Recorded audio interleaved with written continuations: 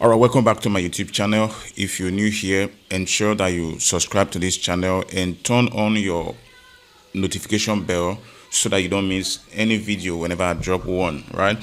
So I want to quickly show us how to create a shadow text effect using Adobe Photoshop. So we're going to use the text dread, right? So first I want to move we're going to use this word dread. Let's turn it to white, but the first thing that we are going to do is to separate the words, right? So let's remove the other words. So I'm going to duplicate D and I'm going to turn this to arrow, then I'm going to turn this to E, and I'm going to turn this to A, then the last one, which is D. Hold on, sorry. I'm going to turn this to D. All right, dread. So first of all, we are going to choose the font that we're going to use, right? I'm going to highlight all of them or select all of them so that I can assign one font to all of them. So I'm going to use Segis. Where's my Segis? Right. So I'm going to bring it to bold. Okay. Then let's make it slant.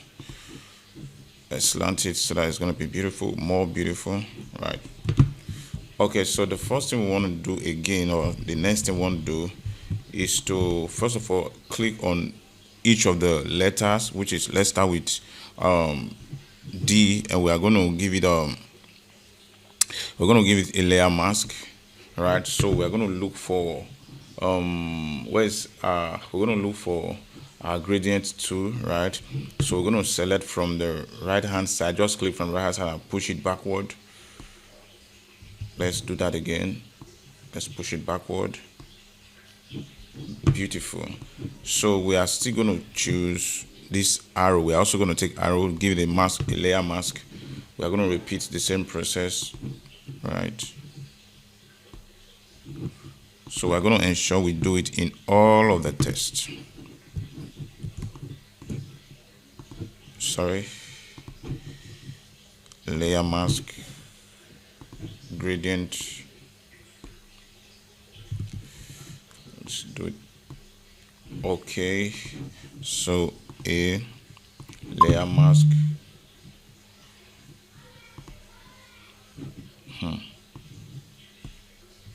layer mask, gradient, then the D, we're going to give it layer mask, then gradient.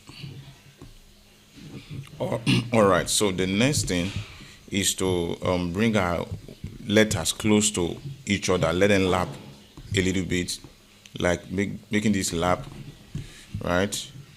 Also making this lap, also making this lap, and also making this lap. Now you can adjust as many times as you want to adjust to ensure that they are lapping properly.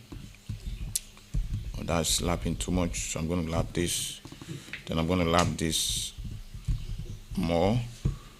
Okay, then I'm going to lap this more. All right, so here we are. Now if they are lapping too much, you can separate them.